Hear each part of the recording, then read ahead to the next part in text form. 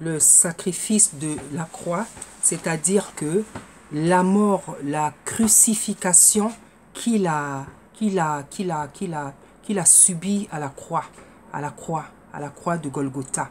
Voilà, ça c'est quelque chose que toi et moi, on n'aurait jamais pu faire et qu'on ne peut pas faire. Voilà, voilà la personne que Dieu s'était choisi pour faire ce travail-là. Hein? Il s'est choisi le sauveur qui est son fils pour expier à la croix. Quelque chose que toi et moi, on n'aurait jamais pu faire. Donc, il faut que tu enlèves de ton esprit cette histoire de pape-là. Dieu n'a jamais demandé appeler un pape pour le représenter auprès des hommes. C'est une abomination, c'est une invention, hein, qui ont arrangé et qui arrangent ceux qui en sont, qui en ont été les auteurs. Voilà. Donc, Dieu n'a jamais demandé qu'il y ait un pape. C'est une abomination. Et aujourd'hui, je veux te donner le passage qui te démontre cette chose-là.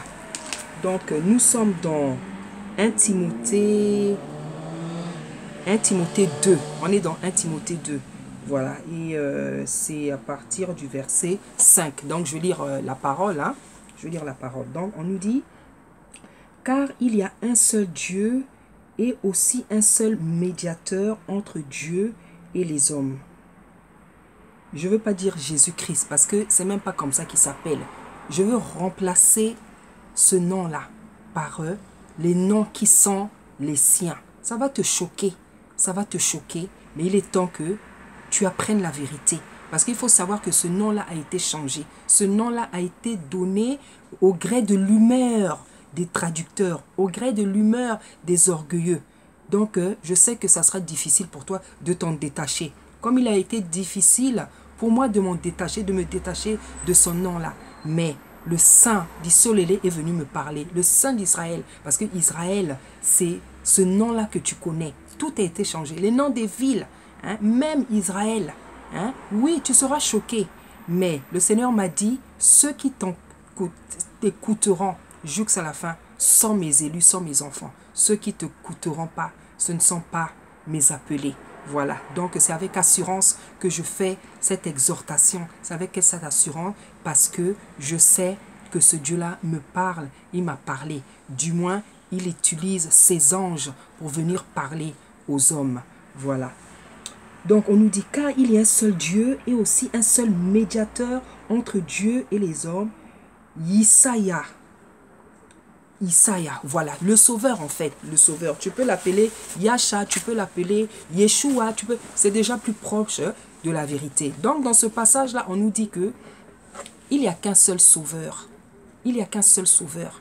Il n'y a qu'un seul Dieu, il n'y a qu'un seul sauveur. Et il n'y a qu'un seul médiateur. Ce médiateur-là, c'est le sauveur. C'est celui qui a expié à la croix. C'est celui qui a donné sa vie pour que cette humanité-là soit sauvée.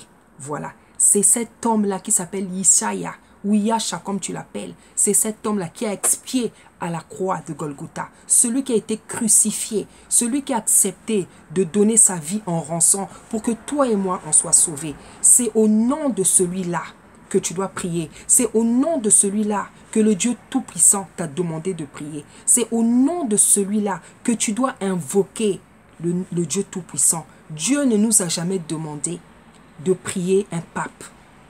Dis-moi, donne-moi le verset dans la Bible. Donne-moi un verset biblique où on parle d'un pape et où on parle d'une continuité de pape. Donne-moi un seul verset. Il n'y en a pas. Parce que justement, Dieu n'a jamais demandé cela. Dieu n'a jamais demandé. Il dit dans ce verset que non seulement il est le seul Dieu, parce qu'il y a tellement de dieux. Il y a tellement de dieux. Et c'est pour ça qu'il précise qu'il est le seul Dieu. Hein? Il est le seul Dieu qui a créé tous les hommes. Qui a créé tous les hommes. Et il nous dit dans ce verset-là qu'il n'y a qu'un seul médiateur. Loin, le Christ de notre race. Hein? C'est ce médiateur-là qu'il a choisi, qu'il a livré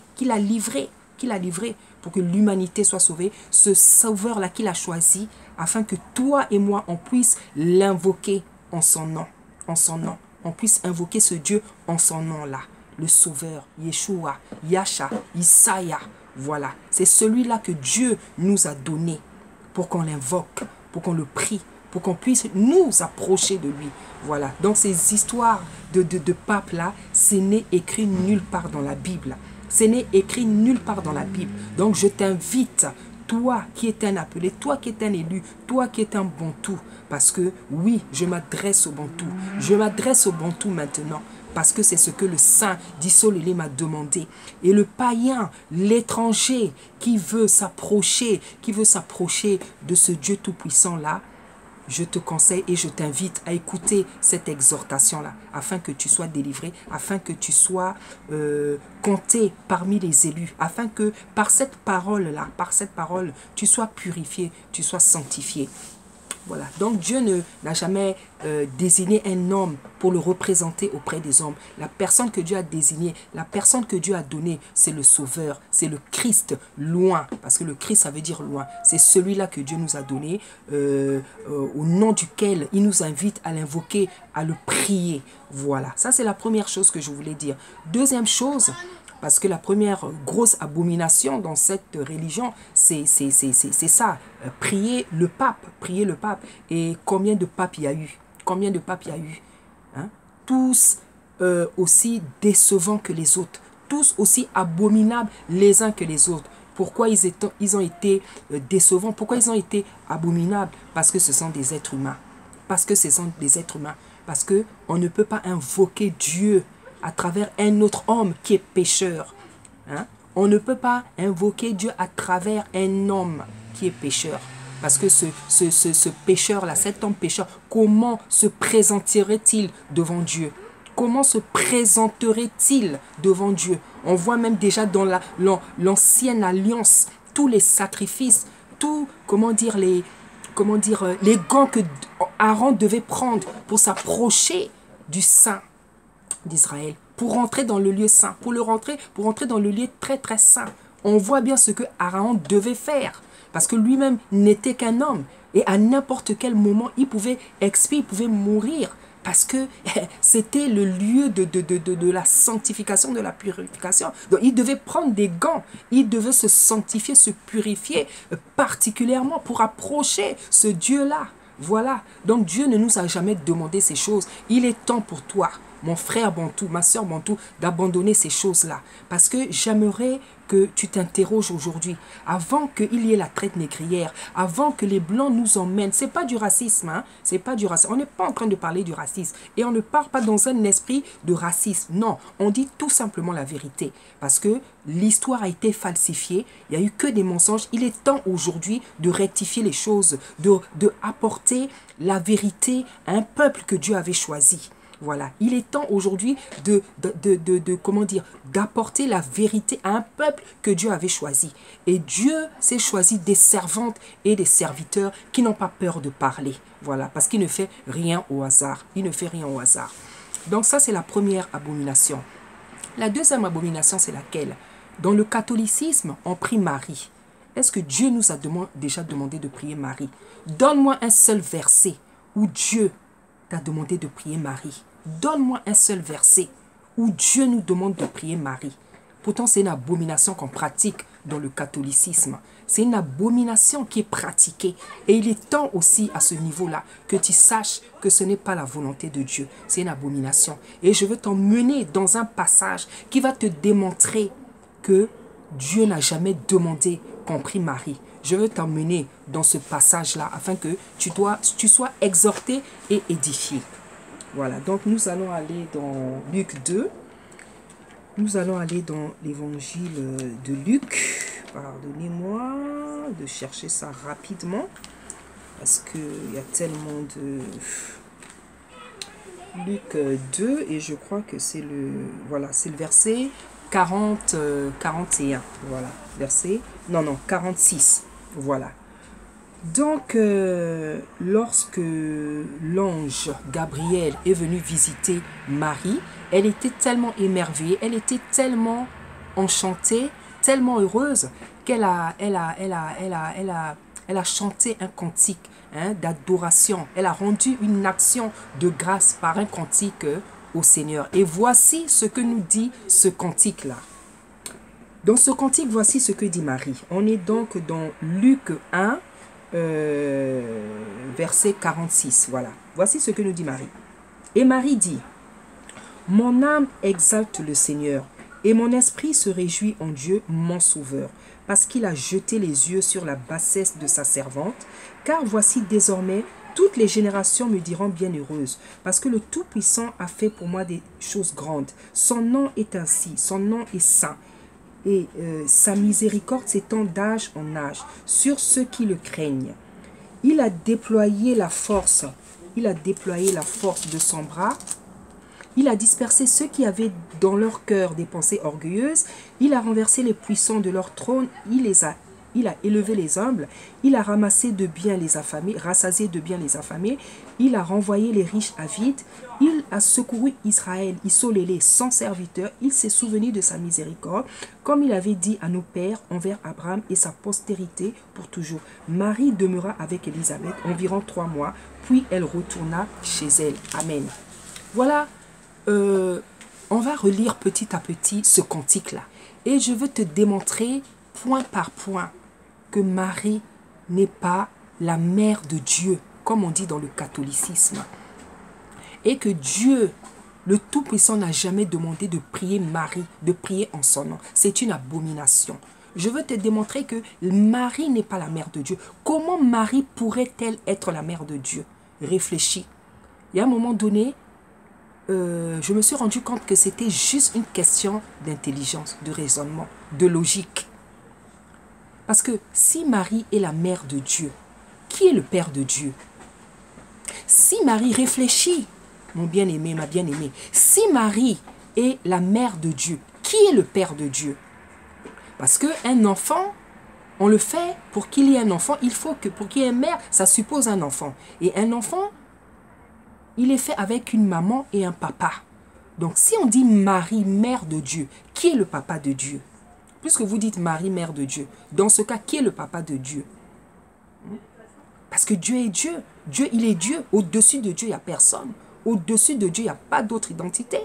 Parce que le Dieu, c'est le créateur. C'est lui qui a créé toutes choses. C'est lui qui donne le souffle de vie. C'est lui qui a créé les poissons, les oiseaux, les animaux, tout. Alors comment au-dessus de lui, il peut avoir quelqu'un, en plus une personne? Tu vois pas que c'est une question de logique. Tu vois pas que c'est une question de raisonnement. Tu vois pas que c'est une question d'intelligence. Marie, mère de Dieu. Tu vas voir, les écailles vont tomber de tes yeux. Les écailles vont tomber de tes yeux et Dieu va déboucher tes oreilles spirituelles. Dieu va te les déboucher. Je vais te démontrer que Marie ne peut pas être la mère de Dieu parce que Dieu ne peut tout simplement pas avoir de mère ni de papa parce qu'il est Dieu. Au-dessus de lui, il n'y a personne. Voilà. Et Dieu nous a jamais demandé de prier Marie. Voilà. Donc, elle est encore moins, il nous a jamais demandé de la prier et elle est encore moins sa mère parce que Dieu ne peut pas être, avoir des parents parce qu'il est Dieu, au-dessus de lui, il n'y a personne. Voilà, donc on va aller petit à petit, on va aller calmement dans ce passage-là pour que je puisse te démontrer que Marie était la servante, tout simplement, une enfant de Dieu, la servante de Dieu. Voilà. On dit, mon âme exalte le Seigneur. Elle commence par dire que mon âme exalte le Seigneur. Quelle est la personne qu'on peut exalter? Quelle est la personne qu'on peut exalter? Si ce n'est une personne qui est au-dessus de vous. Et est-ce qu'on peut exalter un être humain? Non, on exalte Dieu. L'exaltation, c'est à Dieu qu'on l'adresse. L'exaltation, c'est à Dieu qu'on l'adresse. Donc Marie commence par dire, mon âme exalte le Seigneur. Hein? Mon âme exalte. Donc, ça veut dire que cette personne est au-dessus parce que c'est à Dieu qu'on exalte quelque chose. Après, elle dit, et mon esprit se réjouit en Dieu, mon sauveur. Elle dit même deux choses ici. Elle dit que son esprit se réjouit en Dieu, d'abord Dieu, mon sauveur. Donc Marie reconnaissait déjà que Dieu était son sauveur. Ça veut dire quoi? Ça veut dire que le Seigneur, le Christ, c'est Dieu lui-même. Il y a deux révélations ici. Il y a deux révélations. Parce qu'il y en a qui disent que non, le Christ, le Sauveur, c'est pas Dieu. C'est la même personne. c'est la même personne. C'est la même personne. Et oui, il est capable de se dédoubler. Et il se dédouble depuis qu'il est. Il est même, il est incréé. Il a cette capacité. Parce que s'il a fait descendre, s'il est capable d'ouvrir une mer rouge en deux, s'il est capable de faire descendre de la nourriture du ciel, des cailles, de la manne, qu'est-ce qu'il n'est pas capable de faire? S'il est capable de ressusciter un mort, qu'est-ce qu'il n'est pas capable de faire? Il est capable de se dédoubler. C'est pas un problème pour lui. C'est pas un problème. Donc ici, elle reconnaît que ce Dieu-là, il est non seulement son Dieu et son sauveur. Hein? Donc, on s'exprime comme ça à quelqu'un qu'on reconnaît supérieur à soi. Hein? On s'exprime comme ça à quelqu'un qu'on reconnaît supérieur à soi. Marie, dans ses premières phrases, dans les premières phases de son cantique, déclare que Dieu est son Dieu, qu'il est son sauveur, qu'il est son Seigneur. Et en parlant comme ça, comment peux-tu considérer que elle est sa mère? Si elle l'appelle par Seigneur, par Dieu, par Sauveur, comment peut-elle être sa mère? C'est une question de logique, c'est une question d'intelligence. C'est une question de logique, c'est une question d'intelligence. On va continuer. Parce qu'il a jeté les yeux sur la bassesse de sa servante. Elle se déclare, donc c'est plus en plus précis. Elle se déclare comme sa servante. Elle se déclare comme sa servante. Hein? Elle-même, elle dit qu'elle est sa servante, mais toi, tu l'appelles pas sa mère. Elle-même, elle dit qu'elle est sa servante. En plus, elle parle de bassesse, c'est-à-dire elle parle d'humilité. Il a dit, il a daigné, elle dit, il a daigné regarder, baisser ses yeux, regarder, verser ses yeux sur la bassesse de sa servante. C'est-à-dire, elle s'est fait toute petite devant ce grand Dieu, parce qu'elle parle de bassesse. Elle se fait toute petite, elle se fait toute humble. Et elle s'appelle sa servante, mais toi, tu veux l'appeler mère, mère de Dieu. Dieu ne peut pas avoir une mère. Dieu ne peut pas avoir une mère. Parce que si Dieu avait une mère, il aurait un père. Et s'il a une mère et un père, il n'est plus Dieu. Il n'est plus Dieu, il est un être humain. Parce qu'il n'y a que des êtres humains qui ont un père et une mère. Mais quand on n'en a pas, c'est qu'on est incréé, il est Dieu. Voilà. Après, elle nous dit, parce qu'il a jeté les yeux sur la bassesse de sa servante, car voici désormais toutes les générations me diront bienheureuse. Effectivement, c'est une bienheureuse parce qu'elle avait été choisie, choisie pour recevoir un enfant saint, parce que le Tout-Puissant a fait pour moi de grandes choses. Elle appelle par le Tout-Puissant. Elle appelle par le Tout-Puissant. Elle dit que ce Tout-Puissant-là qui est Dieu, le Créateur du ciel et la terre, a fait pour elle des grandes choses. Parce qu'il avait fait quelque chose de terrible. Parce que toi, aujourd'hui, si Dieu fait quelque chose, une telle chose, tu vas dire oui, il est Dieu. Tu sauras l'adorer. Tu sauras l'adorer. Des paroles vont sortir de ta bouche pour lui chanter un cantique. Parce que c'était quelque chose que Dieu n'avait jamais fait. Hein? On vient te dire on vient t'annoncer que tu vas recevoir un enfant saint. Un enfant saint. Un enfant sauveur. Un sauveur. Ça ne peut tirer que des louanges de ta bouche. Ça ne peut tirer que des louanges de ta bouche. Ça ne peut tuer. Et ces louanges-là, le cantique que Marie avait chanté, avait adressé à l'Éternel, au Tout-Puissant comme elle l'appelait, c'était inspiré. C'était même inspiré par le Tout-Puissant lui-même. Voilà, elle appelle le Tout-Puissant. Le Tout-Puissant a fait pour moi de grandes choses. Hein? Il n'y a que Dieu qui peut faire de grandes choses pour les hommes. Elle se déclare sa servante. Elle dit le Tout-Puissant. Elle appelle le Tout-Puissant. Mais toi, tu veux l'appeler mère de Dieu. Tu ne vois pas que tu persistes dans l'aveuglement, dans l'ignorance. Tu persistes dans l'aveuglement et dans l'ignorance. C'est tellement simple en fait. C'est une question, il y a un moment de logique, de raisonnement, d'intelligence. Et je sais que les écailles vont tomber de tes yeux aujourd'hui. Je sais que les écailles vont tomber de tes yeux et que ce Dieu-là, il va déboucher ton entendement spirituel. On va continuer. Car voici désormais, voilà, j'ai déjà lu, parce que le Tout-Puissant a fait pour moi de grandes choses. Son nom est saint et sa miséricorde s'étend d'âge en âge. Voilà, elle parle de miséricorde. Qui est miséricordieux si ce n'est Dieu? La Bible nous dit que c'est un Dieu miséricordieux. Qui est miséricordieux si ce n'est Dieu? La miséricorde que peut avoir un être humain, d'où provient-elle? D'où provient-elle? C'est Dieu qui nous la communique. C'est Dieu qui nous communique la miséricorde. Parce que la miséricorde, c'est quelque chose de divin. La miséricorde, c'est quelque chose de divin. Et c'est Dieu, le miséricordieux, la personne qui est vraiment miséricordieuse, c'est Dieu. Voilà, parce que ce qu'il a fait, il a envoyé son fils. Il a envoyé son fils pour qu'il soit livré, pour que l'humanité soit sauvée, pour que toi et moi, on soit sauvés. C'est une miséricorde éternelle. C'est une miséricorde qu'on ne peut pas mesurer. Et il n'y a que lui qui a cette miséricorde-là. C'est pour ça qu'on appelle le Dieu miséricordieux. Donc elle parle de sa miséricorde. Donc, elle le reconnaît comme Dieu, parce que c'est Dieu qui est miséricordieux.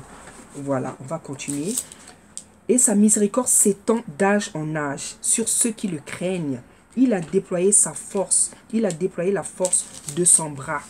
Il a dispersé ceux qui avaient dans leur cœur des pensées orgueilleuses. Donc en fait là, elle parlait même de ses ennemis. Hein? Elle parlait de ses ennemis parce que l'homme est toujours critiqué. L'homme est toujours critiqué. Certainement, elle était fiancée, elle n'était pas encore mariée. Donc voilà, l'homme peut toujours critiquer.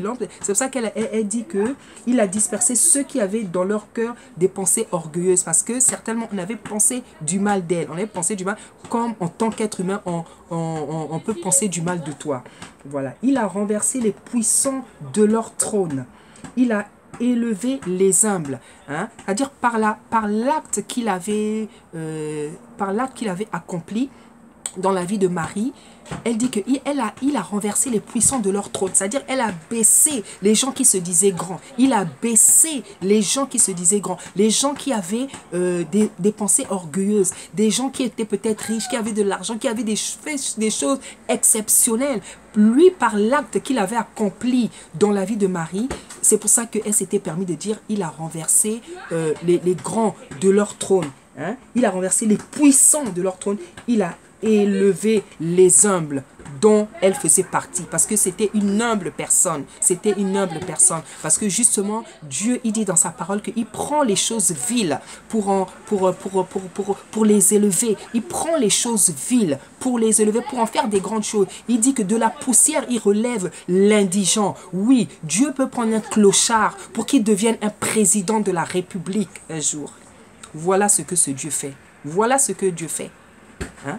Et ce Dieu-là peut prendre quelqu'un qui était clochard pour en faire un jour un président de la République. Donc Marie s'était rendu compte de tout ça. Elle avait vu la bassesse de sa vie. Elle avait vu l'humilité de sa vie humble. Mais la grande chose terrible que Dieu était venu faire dans sa vie, ça avait tiré des louanges, ça avait tiré un cantique de sa bouche qu'elle avait adressé. Voilà. Hein? Il a rassasié de bienfaits les affamés. Il a renvoyé les riches à vide. Donc il a fait du bien aux petits gens. Et les riches, il les a renvoyés à vide. Hein? C'est-à-dire que ceux qui se disaient des grands, ceux qui étaient puissants, il les a confondus par l'acte qu'il avait accompli dans la vie de Marie. Hein? Il a secouru Israël. Il a secouru Isolélé.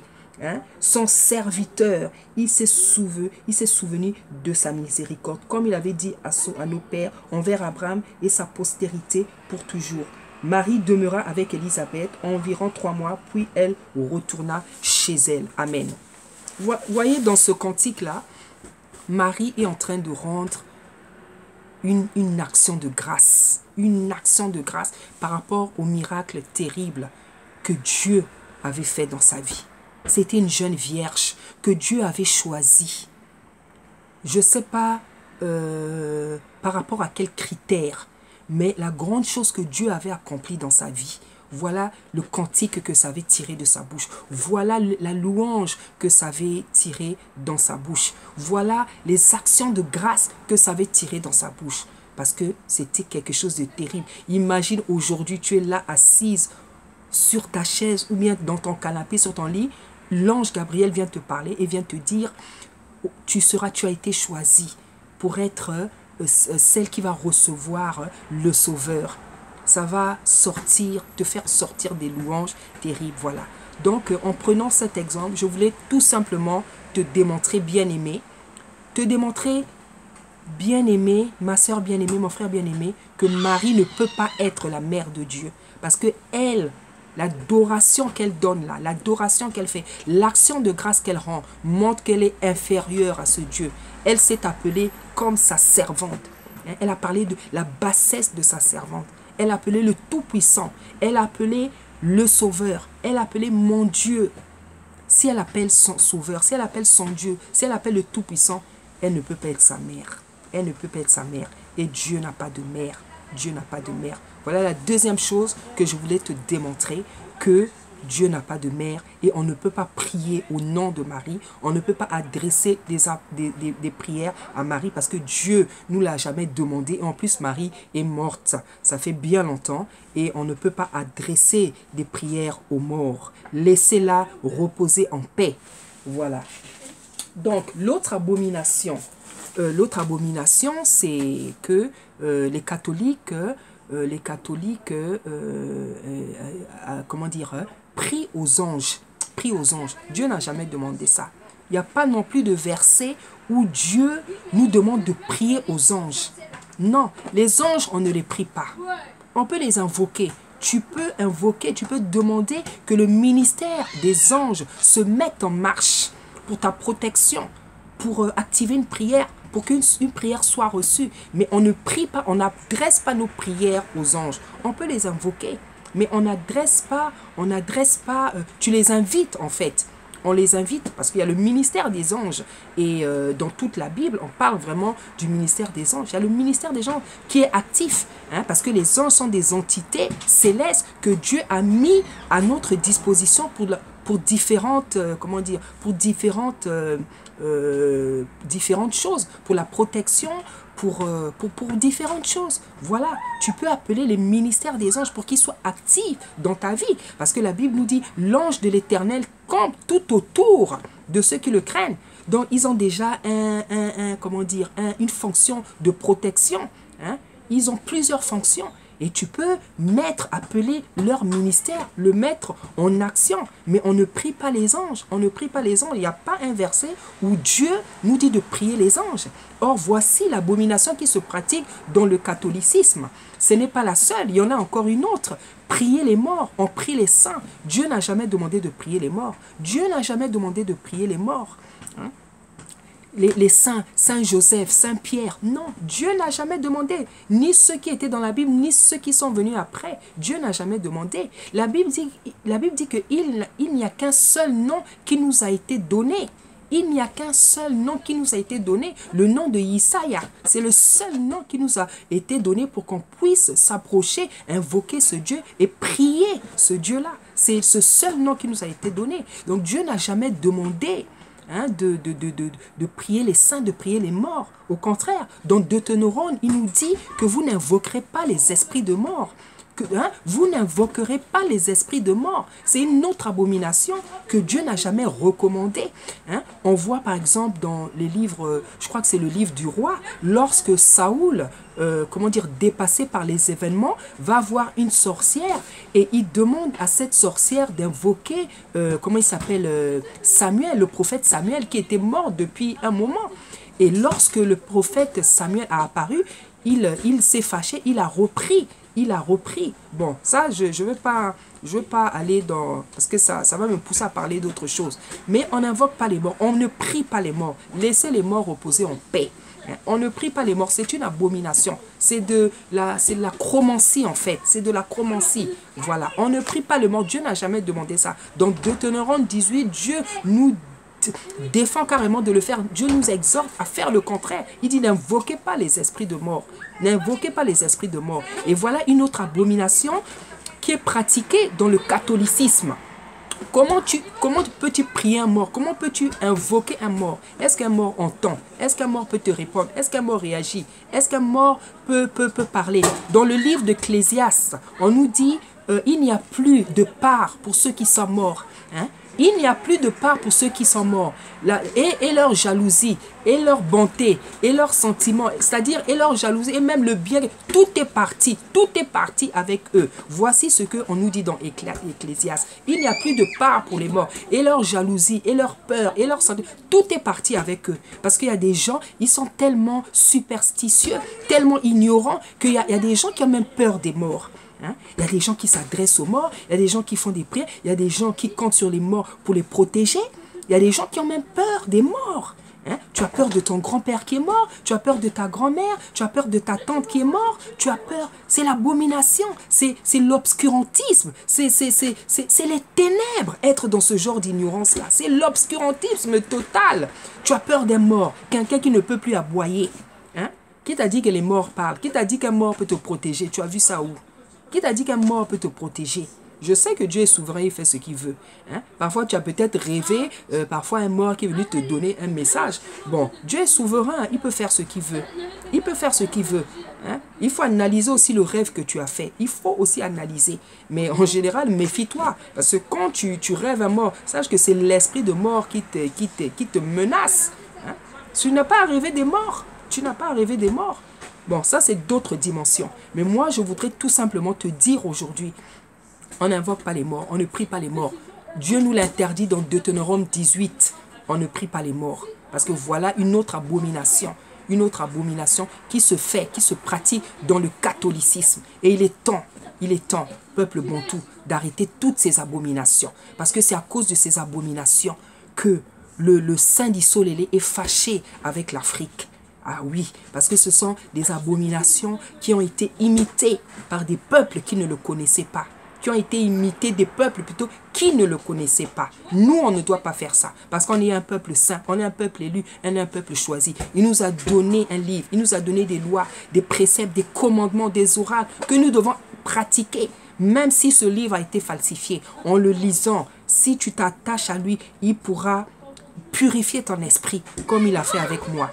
Il est venu me révéler que ces choses-là s'enfoncent. C'est du mensonge. Ce livre a été falsifié. Je ne dis pas que je ne m'en sers plus aujourd'hui. Je m'en sers encore parce que pour le moment, c'est tout ce qui nous a été présenté. Mais avec son esprit, il est en train de m'aider à me donner. Il me donne ce qui vient de lui maintenant. Il me donne par songe, par vision, par le rêve, ce qui vient de lui. Mais je ne dis pas que c'est ce qui est à notre disposition. Nous devons continuer à le lire. Il a tout simplement été falsifié. Hein? Mais il y a encore la vérité. La vérité est là. Et de toute façon, on n'a pas le choix. Hein? Faut savoir qu'il faut que tu saches qu'il y a des livres qui ont été enlevés de ces livres que Dieu nous avait donnés. Hein? Je ne sais pas si tu as déjà entendu parler du livre d'Enoch. Je ne sais pas si tu as déjà entendu parler du livre du juste. Hein? Le livre de Noé, de Enoch. Voilà, beaucoup de choses ont été enlevées. Et il est temps que tu questionnes. Tu invoques maintenant le Saint d'Issolélé. Tu invoques le Dieu Tout-Puissant, comme il te le recommande dans Jérémie, de Jérémie 33, pour connaître la vérité, pour te dire, Seigneur, qu'est-ce que c'est ces histoires dont on est en train de parler? Ces histoires de Bantou, ces histoires de réveil de Bantou, ces histoires de le Dieu est noir, que les anges sont noirs, que Dieu, Jésus... Voilà, il est temps que tu questionnes toi-même. Si tu ne veux pas y croire, questionne au moins le Dieu que tu invoques. Questionne au moins le Dieu auquel tu pries. Questionne au moins ce Seigneur-là auquel tu crois, que tu invoques, que tu pries tous les jours. Questionne-lui. Si les hommes, tu ne peux pas les croire, questionne-lui. Parce que quand tu le questionnes, lorsque tu l'invoqueras, tu es seul avec lui dans la chambre. Et c'est à lui que tu t'adresses. Si tu ne veux pas nous croire, questionne-lui directement et tu verras bien ce qu'il viendra te dire. Voilà. Donc, quelle est l'autre abomination? Voilà, se prosterner, voilà, se prosterner devant la soi-disant statue de Jésus. Hein, et en plus, c'est même pas son nom. La soi-disant statue de Jésus, la soi-disant statue de Marie, comme si quelqu'un aurait vu Jésus, comme si quelqu'un aurait déjà vu Marie. C'est vrai, il y a des gens qui l'ont vu. Il y a des gens qui l'ont vu, mais ces gens-là, ils sont morts depuis longtemps. Ces gens-là, ils sont morts depuis longtemps. Hein? Et même nos ancêtres, ces gens-là sont morts depuis longtemps. Hein? Il y a une sœur en crise dans le Seigneur à qui même Dieu avait dit, est-ce que il y avait des appareils photo, il y avait des appareils photo pour qu'on les prie en photo, pour que vous le dessinez comme si, voilà, ça c'est une autre abomination. L'idolâtrie, ah ça c'est un péché que Dieu déteste le plus. J'ai fait dernièrement une vidéo sur l'idolâtrie, un sujet que le Seigneur m'a donné. Hein, l'idolâtrie, se prosterner, Dieu a horreur de ça, ça l'irrite. Tu ne peux pas savoir à quel point ce péché irrite Dieu. Tu ne peux pas savoir, regarde ce que Dieu a fait quand ils ont fait le veau d'or. Regarde comment Dieu les a frappés. La Bible dit qu'il y a eu plus de 3000 morts en cette journée. Il a horreur de ça. Quand tu te prosternes devant ton truc en plastique là de Marie, parce que ce n'est pas, même pas une Marie, c'est une création, c'est quelque chose qu'on a fabriqué, que le potier, comme on nous dit dans Jérémie, c'est le potier a pris du poids et du bois, il a fabriqué une statue, et toi tu te mets à l'adorer. La statue de Marie, la statue de... C'est écrit où dans la Bible? Qu'on doit se prosterner devant des statues. C'est écrit où? Hein? C'est écrit où? C'est même interdit. Il nous dit dans les Deutéronomes, tu ne te prosterneras pas devant des statues. C'est de l'idolâtrie. Tu ne vas pas te prosterner devant des statues. La Bible dit que quand tu veux prier dans les évangiles, il dit entre dans ta chambre et je suis dans le secret avec toi. Quand tu veux prier, entre dans ta chambre, prosterne-toi devant lui, parce qu'il est invisible, mais il est bien vivant, il est bien agissant. Hein? Il est invisible, mais il est agissant, il est redoutable. La Bible dit, quand tu veux prier, rentre dans ta chambre et prosterne-toi. Il est là avec toi dans le secret. Il écoute ta voix, il entend ta voix, il te répondra. Il te répondra si du moins tu pratiques sa volonté, si du moins tu pratiques correctement ce qu'il t'a demandé. C'est pas en te prosternant devant des statues. Il n'a jamais demandé ça. Prier avec des chapelets. Prier avec des chapelets, ça sort d'où? Est-ce que dans la Bible, on nous dit que les saints, les croyants priaient avec des chapelets? Ça sort d'où cette histoire? Il y a des gens, ils ont des chapelets. Ils sont en train de les retourner dans tous les sens. On dirait des petits féticheurs. On dirait des petits féticheurs. Hein? C'est du fétichisme, c'est du fétichisme ça. Ça c'est les comportements des petits féticheurs, ça c'est les comportements des sorciers. Tu es là, tu as un truc, on ne sait pas d'où ça sort. On n'en a jamais parlé dans la Bible. On n'en a jamais parlé dans la Bible. Tu es là retourné à faire, je ne sais pas quel genre de... Hein? Quand tu fais ça, on dirait même que tu es en train de faire des invocations, des incantations. Je suis désolé, il est temps que tu reviennes à la parole. Il est temps que tu reviennes à la parole. Il est temps que tu appliques, tu fasses ce que ce livre-là te demande.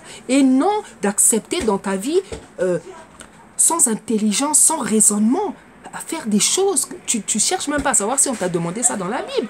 Tu es là, tu pries avec le chapelet, tu es en train de retourner des boules. Je ne sais même pas ce que tu dis quand tu retournes ces boules-là. Ça ressemble à l'incantation. Parfois, tu incantes sans le savoir. Parce que tout, quand tu fais ça, c'est le malin, c'est le monde des ténèbres qui te fait faire ces choses-là. Mais comme tu n'es pas dans sa volonté, comme tu ne fais pas des choses qu'il n'a pas demandé, mais tu fais des choses, tu t'appelles des démons. C'est une religion qui fait rentrer beaucoup de démons. Je vais te choquer, mais je suis désolé, c'est la vérité. C'est une religion, et les autres religions aussi, on en parlera. Hein, c'est une religion qui fait rentrer beaucoup de démons dans la vie des gens par ses pratiques que Dieu n'a jamais demandées. Par ces pratiques ténébreuses, ces pratiques abominables, ces pratiques obscurantaristes, je ne sais même pas comment on dit ça. C'est une religion qui fait comment dire, rentrer beaucoup de démons dans la vie des gens qui sont encore dans le catholicisme, je t'assure. Hein? La Bible nous parle, le Christ dit que il y a des brebis qui sont perdues. Oui, il y a des gens, je sais, dans le catholicisme, qui sont sincères, qui cherchent réellement la face de Dieu. Et ils vont la trouver, parce que ce sont des appelés, parce que ce sont des élus. Mais toi, si tu n'acceptes jamais que cette religion est une religion fondée de toute... voilà, c'est à toi de te demander si tu es vraiment un appelé, hein. Mais moi je te dis que c'est quelque chose, c'est comme d'autres religions, c'est quelque chose qui a été inventé par les hommes. Le catholicisme, hein, ne vient pas de Dieu. Voilà, dans la Bible même, il n'y a pas le mot catholicisme. Oh catholicisme, oh protestantisme, oh pentecôtiste, toutes ces bêtises-là, ça sort d'où? Ça sort d'où toutes ces bêtises-là? Ça sort d'où? Il y a même un moment, Paul, dans ses écrits, il dit, j'entends de vous, en fait, il dit que j'entends d'autres, voilà, j'entends d'autres qui disent que moi je suis de Paul, moi je suis d'Apollos. Et en fait, il est en train de dire d'où viennent ces divisions. Le Christ est-il séparé? Et en fait, dans ce passage, il est en train de nous montrer justement ces divisions-là du christianisme. Quoique le christianisme, ça soit, voilà. Il est en train de nous parler pentecôtiste, évangélique, catholicisme, orthodoxe, si je ne sais pas, tous ces ismes-là, hein, ça vient des hommes. C'est pas biblique ces choses-là. C'est pas biblique. Aujourd'hui, tu ne dois pas dire que je suis chrétienne. Hein. Parce que renseigne-toi et tu sauras que le mot chrétien, ça veut dire crétin. Renseigne-toi, fais tes recherches. En tout cas, ce n'est pas les vidéos, ce n'est pas les connaissances qui manquent avec Internet. Aujourd'hui, franchement, si tu es ignorant, c'est que tu as envie de rester ignorant. Parce que je pense que Internet donne tout accès, toute possibilité aux gens de s'instruire. Fais tes recherches, fais tes recherches. Chrétien, ça veut dire crétin. Fais tes recherches. Ce n'est pas les vidéos qui manquent sur ces sujets-là. Hein? Ce n'est pas les vidéos qui manquent sur ces sujets. Hein? Donc, toutes ces choses-là, ces abominations, prier avec le chapelet, s'agenouiller, se prosterner devant la soie, beaucoup de bougies, quand il y a le Eucharistie, je ne sais même pas comment on dit, il y a beaucoup de bougies qui circulent. Regardez comment l'Église catholique est froide. Regardez comment l'Église catholique est froide. Franchement. Hein? Dieu, il nous dit quoi dans Apocalypse? Il dit soyez chaud, ne soyez pas froid, ne soyez pas tiède, parce que je vais vous vomir. Quand tu es froid, tu es tiède, Dieu te vomit. Hein? Dans cette église, les gens sont coincés, ils n'arrivent pas à chanter, le cantique, les chansons sont mortes. Je suis désolé, les chansons sont mortes. Alléluia, alléluia. Non, c'est pas ça, c'est pas ça. Nous sommes des enfants de Dieu. Nous devons être chauds, nous devons être vivants. La vie dans le Seigneur, c'est une vie chaude, c'est une vie de chaleur. Hein? C'est une vie de chaleur. C'est pas vous allez à l'église systématiquement, chaque dimanche, pendant, je sais pas, de 10h à midi, voilà, on vous récite des trucs, parce qu'en fait, ce n'est même pas une exhortation, ce n'est même pas une prédication. Ce que fait le prêtre, ce n'est même pas une exhortation, ce n'est même pas une prédication, c'est une récitation. En fait, le prêtre lit un chapitre et il n'y a pas d'explication, il n'y a pas d'exhortation. Mais c'est quoi ça? C'est pas une vie. Et les gens, ils ont à peine peur de se toucher. Donc c'est d'un conformisme, c'est pas possible. Franchement, c'est pas possible. D'une froideur. Hein? Les gens, même quand ils chantent, alors que chanter, c'est quelque chose qui élève l'homme, qui te met dans la joie. Mais même les gens, quand ils chantent, c'est comme si c'est des militaires. Non. Sors de là, je suis désolé. Je vais te choquer parce que je suis venu pour te réveiller, pour te bousculer. Hein? Sache, moi je t'apprends aujourd'hui, c'est une religion parmi tant d'autres qui a été inventée pour distraire, pour aveugler, pour tromper un certain peuple.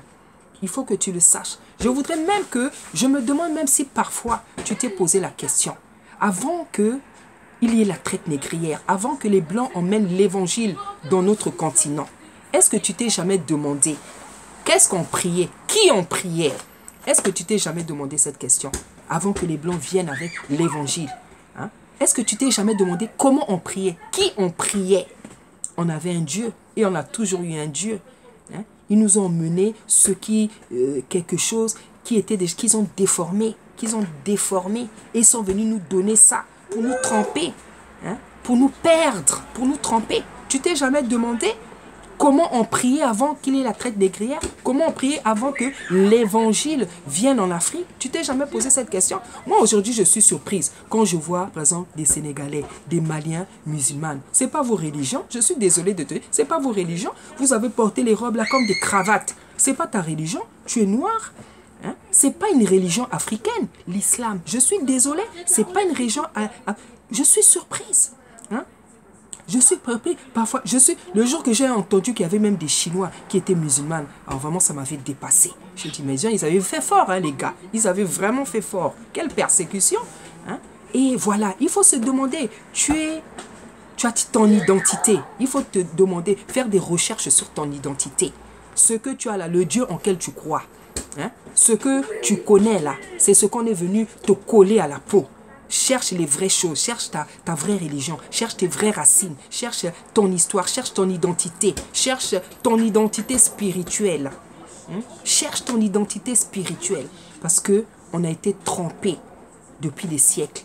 Et Dieu, comme c'est un Dieu juste, de justice, c'est un Dieu pur, c'est un Dieu saint, c'est un Dieu juste, c'est un Dieu fidèle. Il est en train de nous redonner ce qu'on nous avait volé. Il est en train de nous redonner ce qu'on nous avait volé. Hein? Il est en train de refaire sortir la justice, la vérité à la surface. Et le peuple bantou est en train de se réveiller. Le peuple bantou est en train de se réveiller. Et je fais partie des gens qu'il a choisi d'utiliser pour réveiller ce peuple-là. Pour réveiller ce peuple-là. On va continuer. Voilà, donc voilà, la chose aussi dont je voulais parler, c'est que dans cette religion-là, on passe le temps à réciter des prières dans des livres, hein, des prières toutes faites, des prières toutes faites, des prières toutes faites. Moi aussi, hein, quand j'étais dans le catholicisme, je passais mon temps à réciter les psaumes. Je passais mon temps à réciter les psaumes. Mais c'est pas beau, c'est pas mauvais. Hein. Les psaumes, c'est très bon. Hein. Surtout quand on sait par qui ça a été écrit. Par le grand roi David, que Dieu aimait beaucoup. Dont Dieu a dit l'homme selon mon cœur.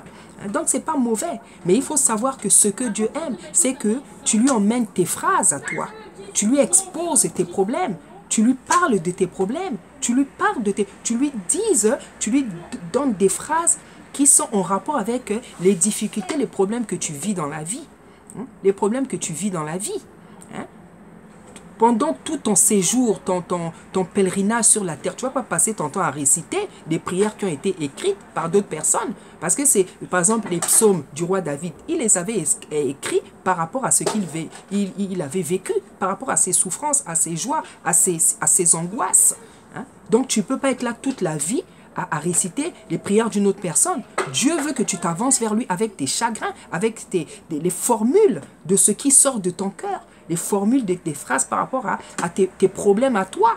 Hein? Tu dois l'invoquer, tu dois le prier avec tes phrases, l'adorer avec tes phrases. Tu ne peux pas passer ta vie sur la terre à réciter des paroles. Donc voilà une autre abomination, des livres qui sont tout faits, hein, où il y a des oraisons, je ne sais même pas comment on appelle, des prières toutes faites. Voilà. Mais non, tu ne peux pas passer, tu dois parler à Dieu. Prier, ça veut dire quoi? Prier, ça ne veut pas dire parler avec Dieu.